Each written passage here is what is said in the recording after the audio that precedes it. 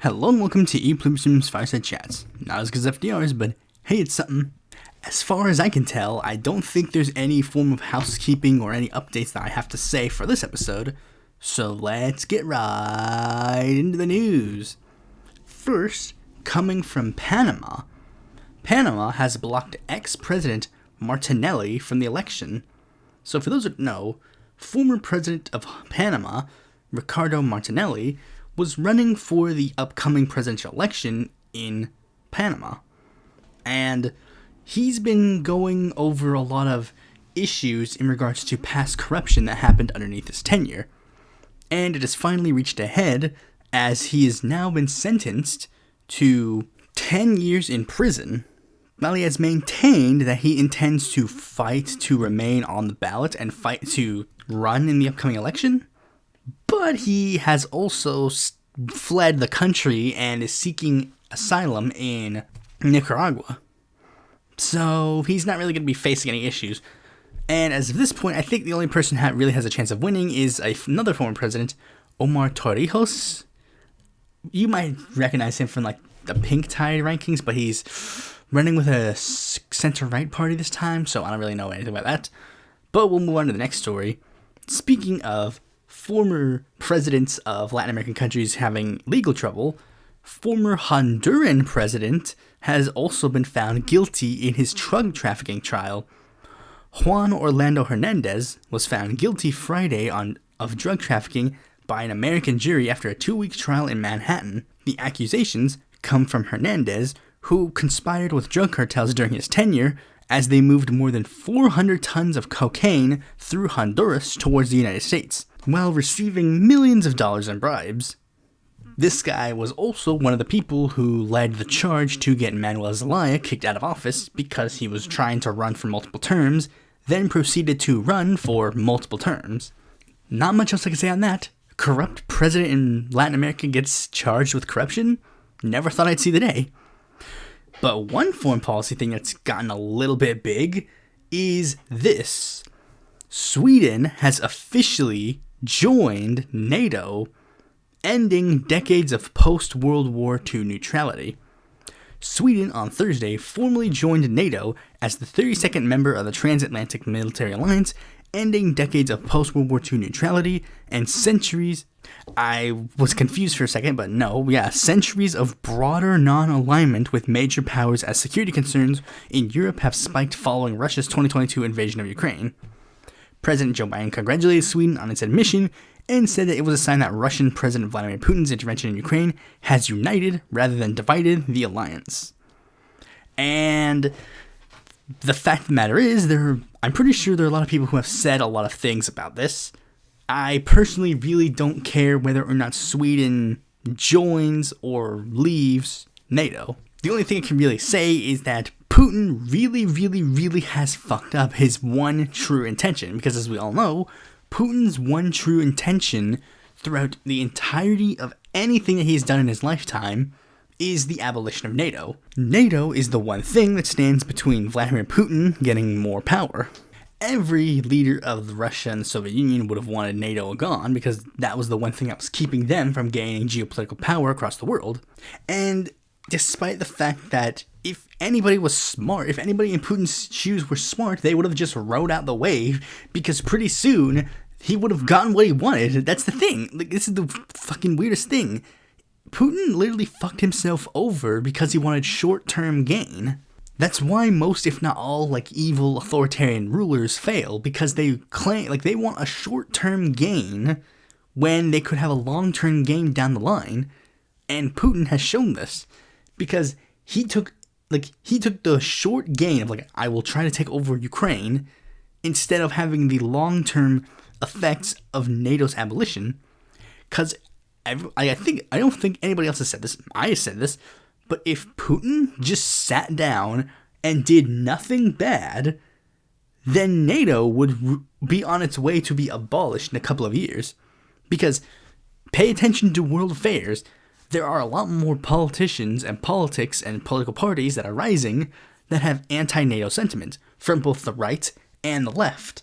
And if Putin just sat idly by and waited for this like wave to pan out and for those parties to get into power, then eventually NATO would have just been gone. But Putin did the absolute worst move and actually made it so that NATO is stronger, and that more countries that have had long-standing neutrality things like Finland and Sweden, they are now trying to join NATO. And as we've seen, one of them has joined NATO. I don't know how long it takes for more people to join NATO, but it ain't gonna be that hard to figure out whether or not they have the ability to join NATO, because it's coming, and it's not gonna take a ceasefire to get them to not even consider joining NATO again, because they can't trust a single thing Putin says anymore. Speaking of not trusting people, Kirsten Sinema has made a stunning announcement that she is not seeking re-election. All I can really say is, bye, fuck you, I don't give a fuck, goodbye. Because she is literally the worst fucking human being that I could think of on the Senate right now. The fucking attitude and like demeanor that she had with her fucking politics it's just the worst. And I've hated Sinema for a long period of time. I've hated Sinema longer than anybody else had. Because for some reason, there were people who, after she won the Senate race, everyone was like, let's give her a chance. Like, no, I've looked at her record. This woman is not to be trusted. And all Sinema has been doing is just tearing down everything.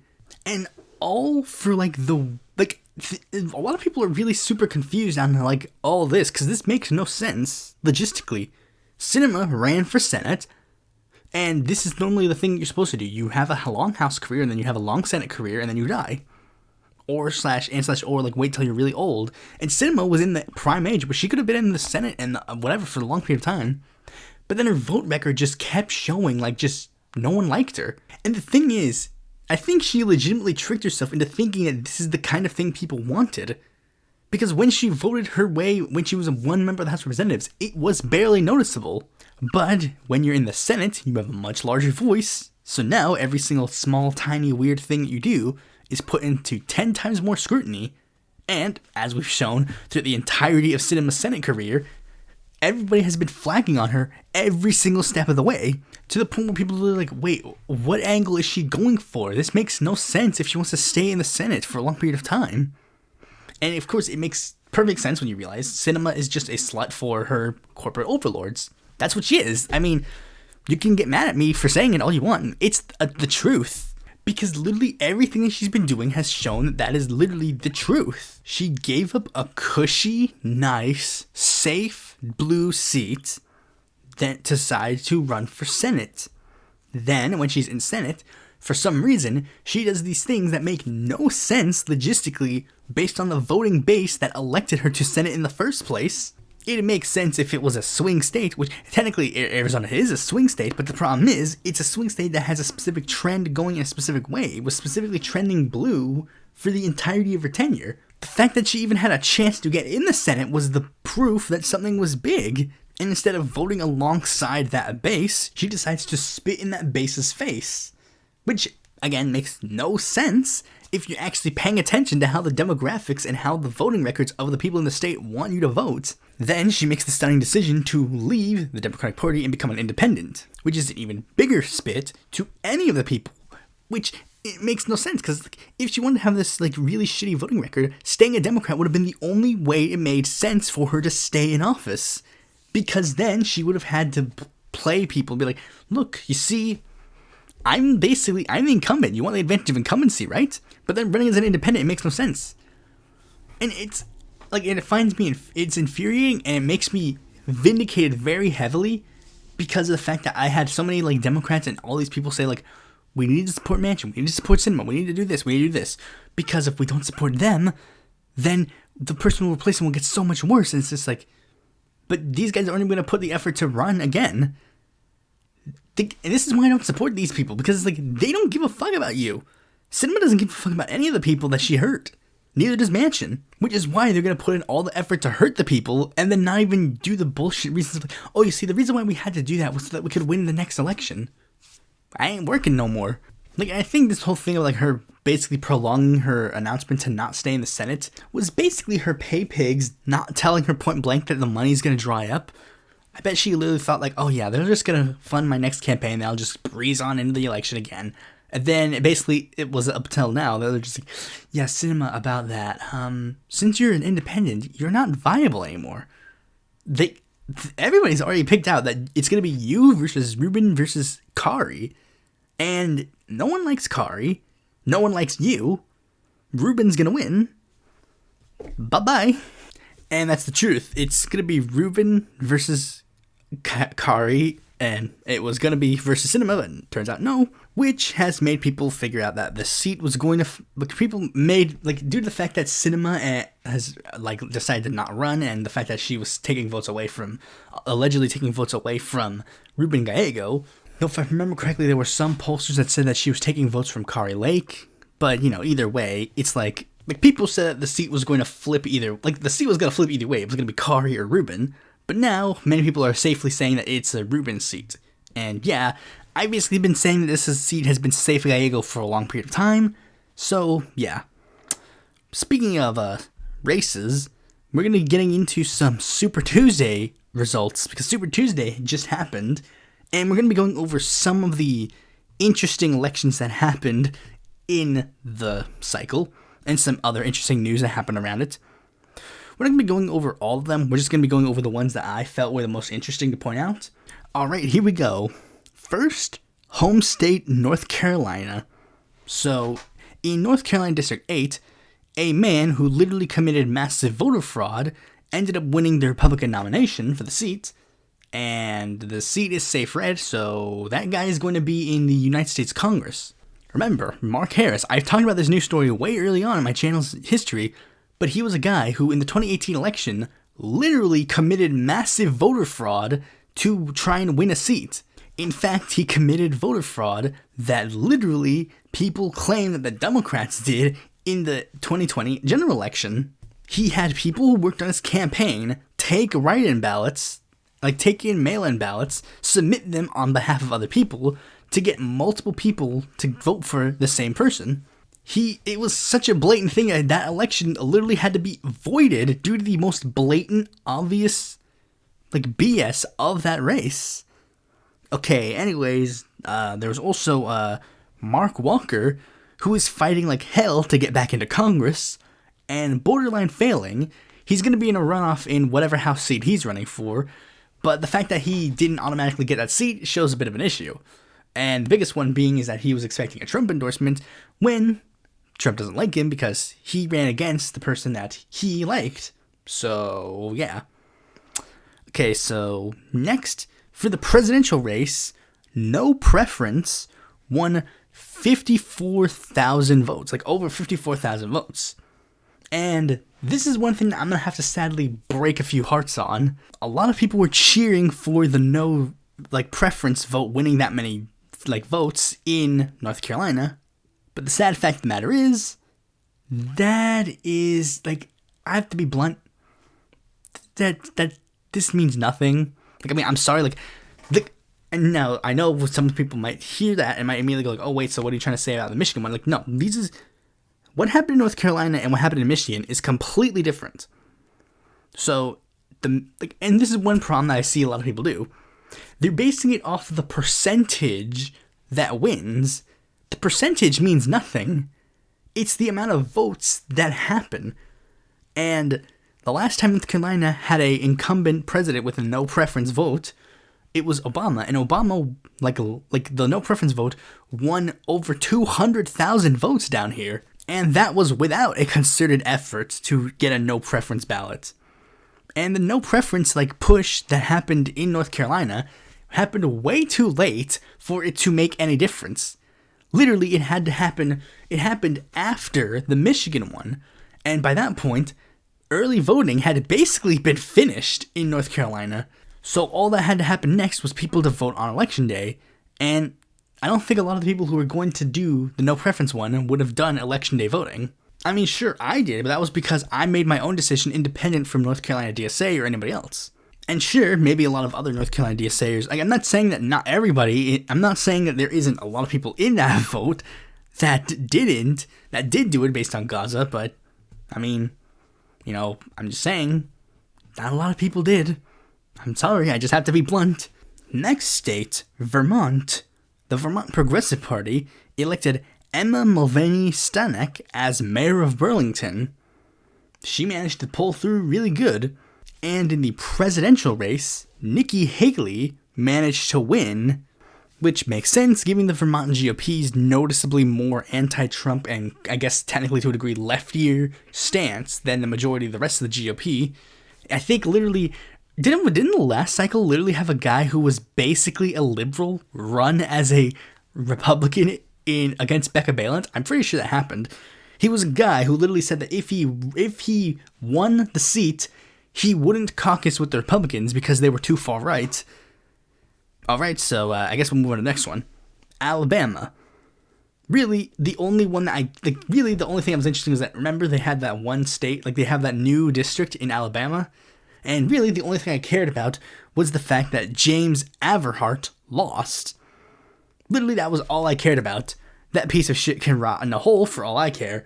For those that don't know, James Averhart is the guy who tortured Chelsea Manning in prison, so yeah. As the famous Bo Burnham song says, well, you know the rest. Minnesota, though there are two things that happened interestingly here. So first, I'll mention the Democratic primary, uncommitted, won 18.9%. Now, I know I just said that the percentage doesn't matter, it's the vote total that matters, but remember the vote total, it was pretty good as well. For reference, in 2012, the uncommitted votes got 643 votes. And in this current one, they got over 45,000 votes, almost 46,000. And as many people pointed out, Dean Phillips got a very distant third.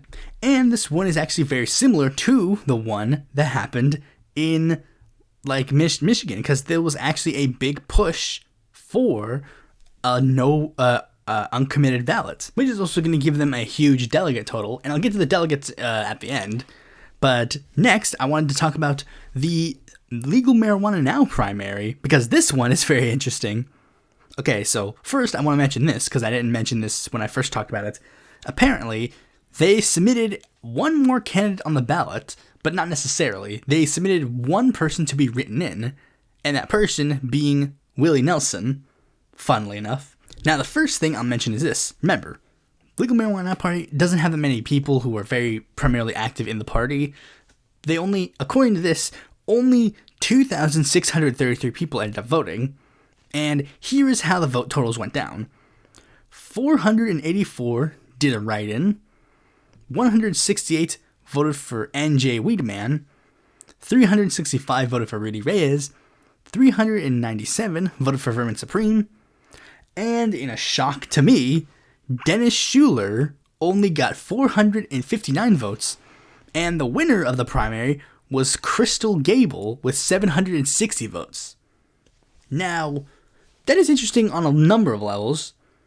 The biggest one being that Crystal Gable is the only candidate on the ballot who made it explicitly clear that she did not want people to vote for her.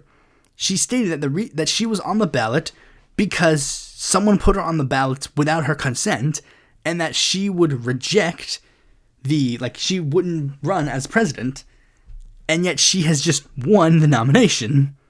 So what happens now? If I had to take a guess, I would say Dennis Schuler would probably get the nomination. They'll probably work it out at their state convention or whatever. Alright, so next state, Texas.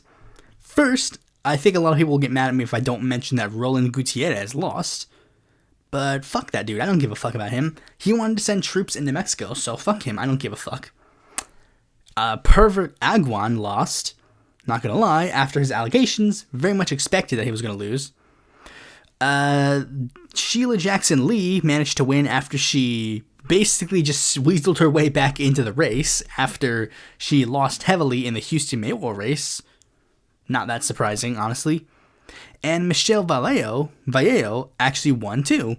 Too bad that she shifted right for this cycle. Boring. Alright, so California, sadly, maybe a girl and Angela Duenas seemingly have lost at this moment. I think there's still some ballots to be counted, but maybe a girl has fully admitted that their race, they're basically done. And I think Angelica Duenas has a chance to maybe pull through, but I wouldn't expect it.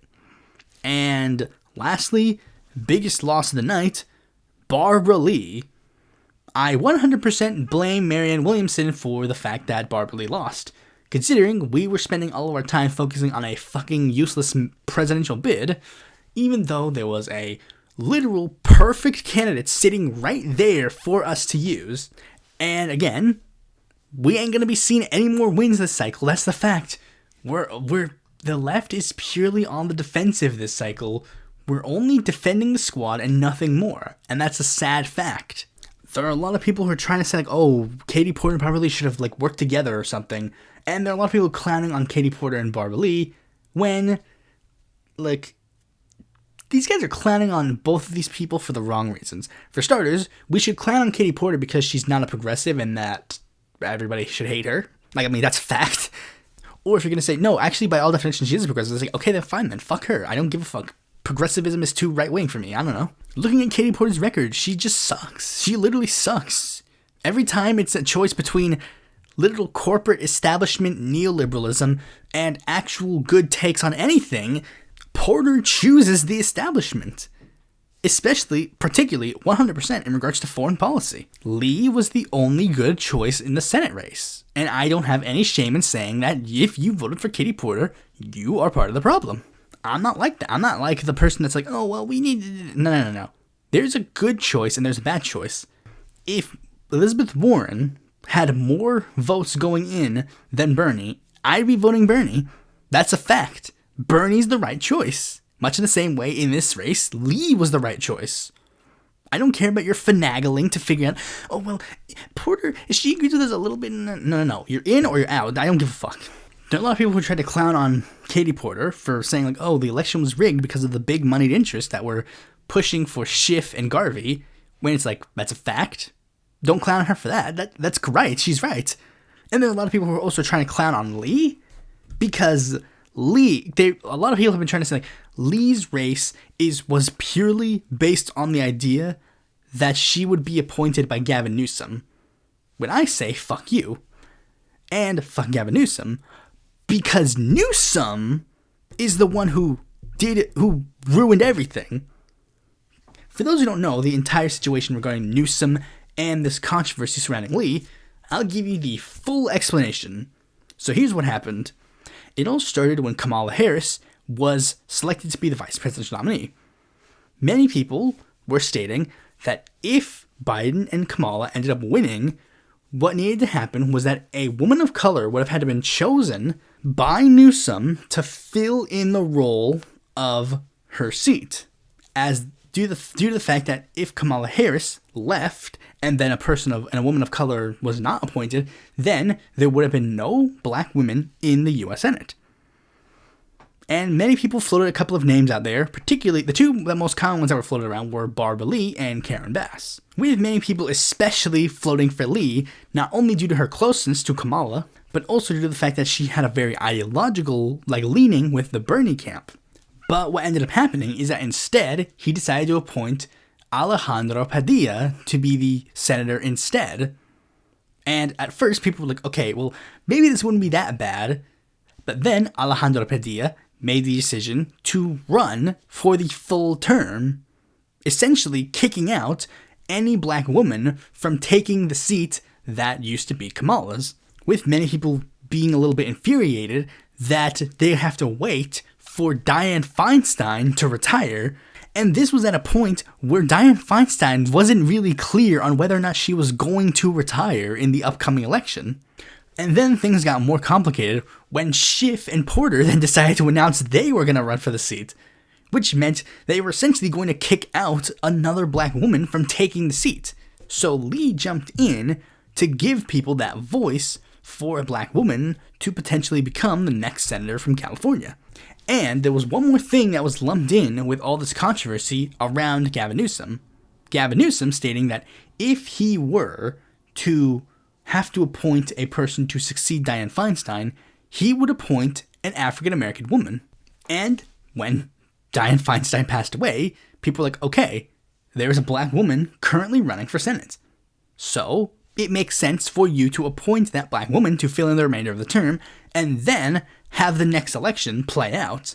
But Newsom made the decision that he would only appoint a black woman who would serve the remainder of Feinstein's term, not take over, if need be, for the full Senate tenure, which many people rightfully criticized him for due to the fact that it was weird. Like, he would appoint, like, if it was a person who had to fill in the remainder of the, like, if it was a person who could stay in that seat forever, conveniently, it's not a black woman, but when a person has to fill in only for a tiny bit, then conveniently he can appoint a black woman there, which is, again, showing the virtue signaling of, like, his whole thing.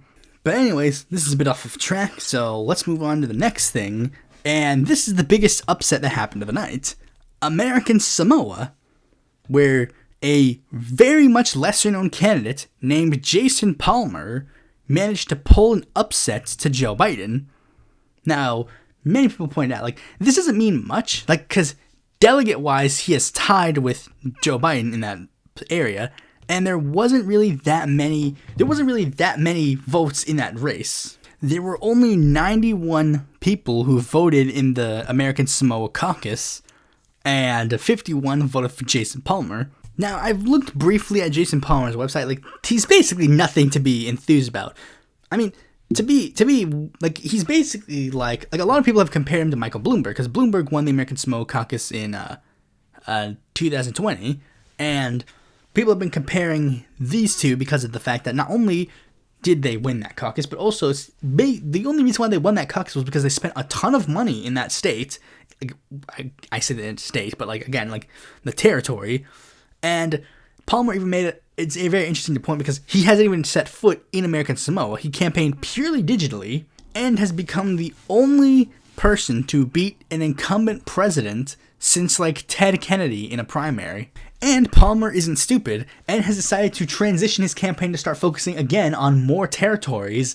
Like, apparently he's focusing on the Northern Mariana Islands to win some of their delegates. The real question is whether or not he will actually be able to receive these delegates, because as we all know in the past, there have been times where, like, in 2012, like, John Wolfe Jr. and fucking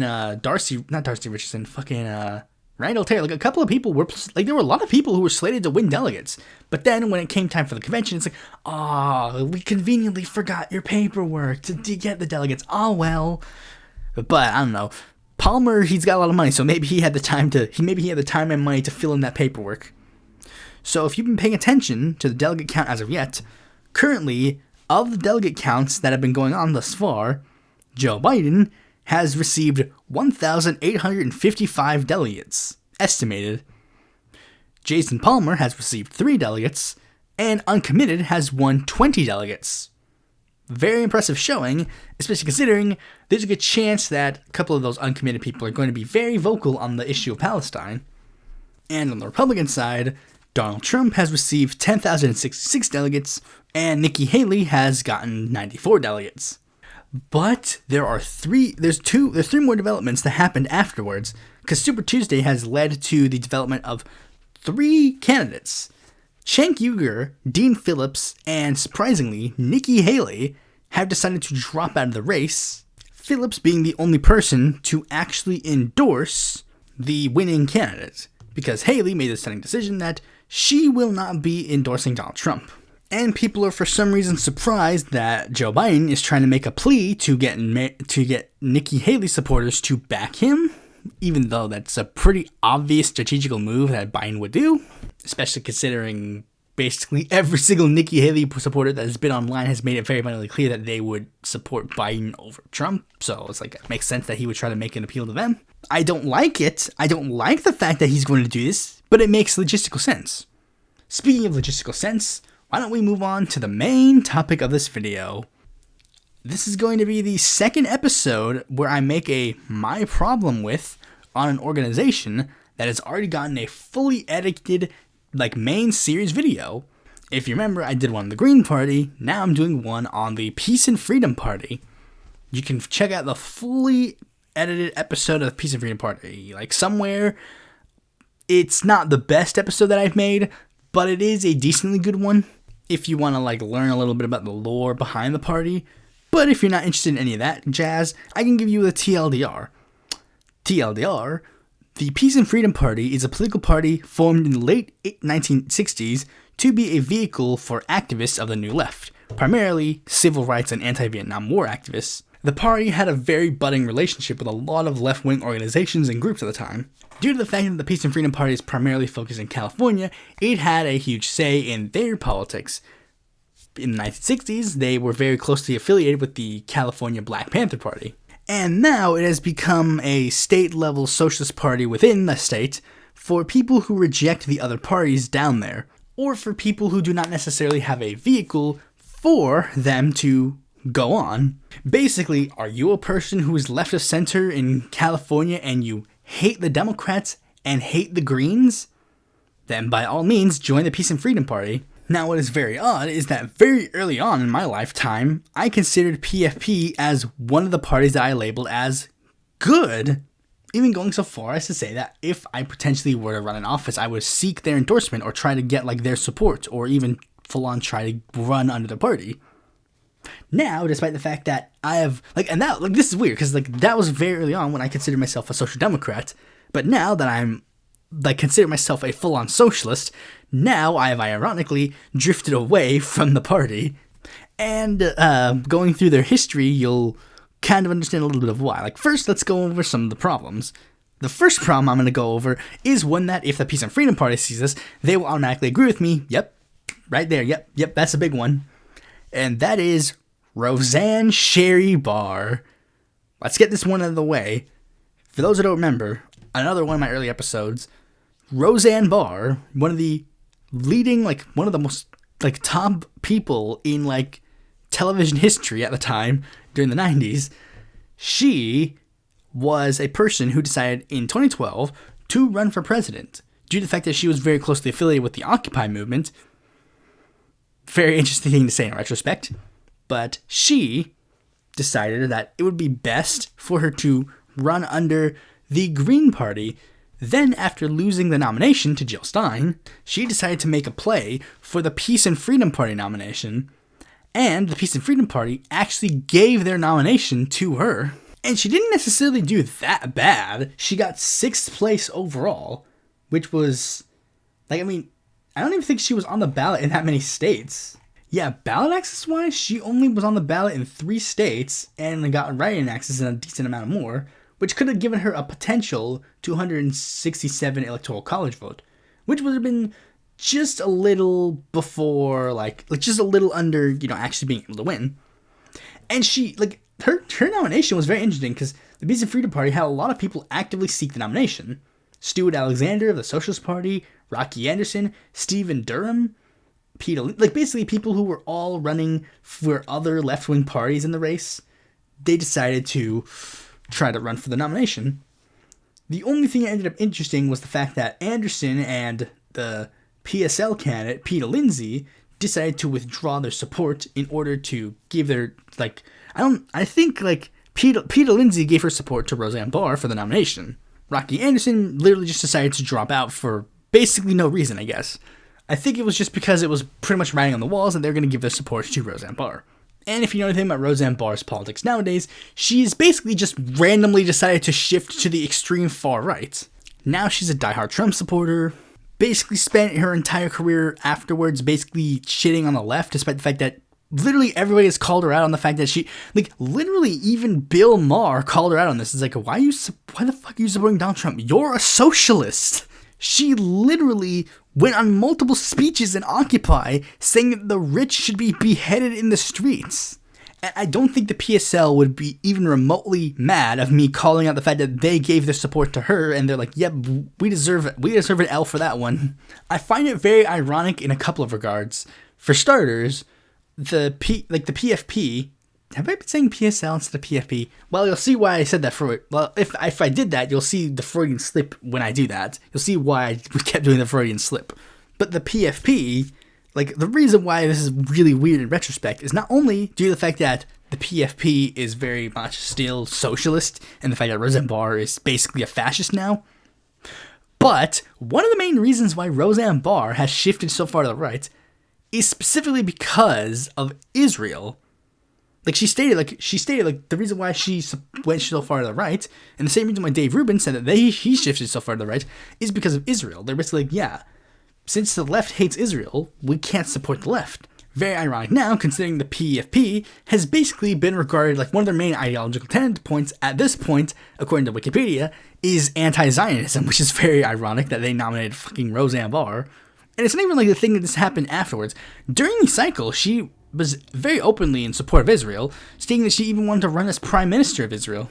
But Roseanne Barr is not the only person that they have very strange relationships with. And one of the other people that they had a strange relationship with is a guy by the name of John Thompson Parker. Now, John Parker is a person who's been active in left-wing communist socialist circles. He was the Workers' World Party nominee for president in one cycle, I think. And one of the weird things that happened is that when he was running for Senate in California as a Peace and Freedom Party candidate, for some reason, he went to Ukraine and went on Russian state media to praise the invasion of Ukraine. Now, as far as I can recall, I don't think the Peace and Freedom Party has made an explicit stance on the Ukraine war, but if I had to take a guess, I think it might be a lot more in line with the tanky viewpoint of the Ukraine war. But this is one of those things where it's just really weird. It's like, this person has absolutely no experience in, like, world affairs, has no experience in going around the world and stuff, and then yet all of a sudden, for some reason, he goes to Ukraine and then magically becomes a talking head on a Russian state media. How did Parker get the opportunity to do so? Which can probably lead into questions about fundraising and blah, blah, blah. But that's not really here nor there. But their biggest alliance that I have been very weary of is the fact that the Peace and Freedom Party has very close relationships with the Party of Socialism and Liberation, to the point where at this point, many people consider the two parties as basically interchangeable. Now, the thing is, I don't really necessarily know how removed the two parties are from each other. I've always viewed them as being somewhat independent. I know that the Peace and Freedom Party and the PSL a lot of times align together in a lot of races. I mean, it's very common for people of the Party of Socialism and Liberation to literally just run under the Peace and Freedom Party in California, because that's just, the Peace and Freedom Party just has a battle line down there. But I've always seen that as more of just a necessity thing, but not necessarily like the parties are truly linked in one. But until very recently, and when I say very recently, I mean like, I guess in the last week, I've started like questioning like maybe that's a little bit more of a sussy thing. But anyways, like, due to that fact, I'm not necessarily like pinning all the bad things the PSL has done on the Peace and Freedom Party, but they are really close together to the point where it's like they do sometimes look interchangeable. And I'll just be blunt and say this: the PSL, Party of Social Liberation, is literally the worst party on the left, and goes against every single principle that the Peace and Freedom Party supposedly stands for. So the fact that this party has any close relationship with them should be a little bit suspect. Literally, the first thing that you get when you click on the Peace and Freedom Party's website is a text referring to them as California's Feminist Socialist Political Party, nominating a female for President of the United States, whether it be past elections or to an extent the current election. A female that has represented a political party that has covered up multiple forms of sexual misconduct towards women. Great feminism at work, PFP. It just seems very weird, especially considering I'm pretty sure they would hold the Democrats to a higher standard on this regard. Like, yeah, I find it very odd that they would nominate, like, they would be in close like, for a feminist political party, they would have a close relationship with a party that is very anti-feminist. And that's ignoring criticisms that you can make of, like, oh, the regimes that the PSL supports, which are anti-women and anti-whatever in some regards. But I do try to maintain, like, a difference. Because, again, this is supposed to be the Peace and Freedom Party, not the PSL. The PSL is never going to get an episode on this series because, I mean, I could say a lot of problems with the PSL, but I never at one point liked them. And the whole point of the series is that I'm supposed to have liked the people at the party at some point. But then again, when am I ever else going to get a chance to talk about the PSL? And I guess I could talk about them all the time, but I really don't give a fuck about them that much. I guess I'll move on to the last major criticism in regards to the party, and that is the weird process that the Peace and Freedom Party chooses for their nomination. You see, due to the fact that they live in California, they have to hold a primary. But due to the fact that they are a smaller party, their primary is non-binding, which I find very odd. So, like, the results of the race literally mean nothing. And I think a couple of times in history, the party has chosen a nominee in the primary that their convention just completely ignores. I think Rocky Anderson ended up winning the primary in 2012, but then when it came time for the convention, he was not nominated. In fact, he suspended his bid from getting the nomination by that time. But I guess it makes somewhat sense, because I guess Rocky Anderson's not an actual socialist, so maybe they would have been in criticism. But then again, you made that case like, what about Roseanne Barr? I guess Roseanne Barr was better at lying. But what's weird, like, the weirdest thing is that this current primary is a little weird, especially because of their choices. Like, the three choices they have are weird. First, there's Claudia de la Cruz, the PSL to Moraines. I get why they would have her, the close relationship with the PSL, and the fact that I think they've nominated basically only PSL nominees for a while now. So yeah, I get why they would choose to have Claudia de la Cruz on the ballot. Cornel West makes somewhat sense, because his independent bid is pretending to be this big left unity bid, and they have tried to toe the line in that regards for a while now. They pushed for Jill Stein to possibly seek their nomination back in 2016. Howie Hawkins sought their nomination in 2020. And it makes sense that they would allow Cornel West to give that same opportunity. And yeah, they gave Rocky Anderson that opportunity back in 2012. But then the third candidate comes out of nowhere, and I'm like, wait, what? They have a third candidate on the ballot named Jasmine Sherman, a lesser-known candidate running for the Green Party nomination, who goes by the Twitter handle Fat Socialist. Look, I mean, not dissing her by any means, but why her of all the people? But this is regardless of that. But looking at the primary process that they've been going through leads me to kind of go a little bit more sussy in regards to their relationship with the Party of Social Liberation. And it all stems from that Roseanne Barr nomination. Do you know why they gave their nomination to Roseanne Barr as opposed to continuing to align with the Party of Social Liberation with Peter Lindsay, who was actively seeking their nomination? It's because Peter Lindsay specifically stated that she would not seek the Peace and Freedom Party's nomination, and instead gave her support to Roseanne Barr. So she told the Peace and Freedom Party, it's okay for you to nominate someone else. Why is someone who is a leading figure of a different political party dictating what a different party does? Very suspect. So yeah, with all that said, I guess I'll just say it. I don't think I really am a fan of the Peace and Freedom Party anymore. Whatever. DSA all the way. Thanks for watching this video. Be sure to like, comment, share, subscribe, and click that bell to notify when a future video of mine comes out. And if you're interested in more content from me, you can go to my website, follow me on Twitter, join my Discord, or consider supporting me on Patreon.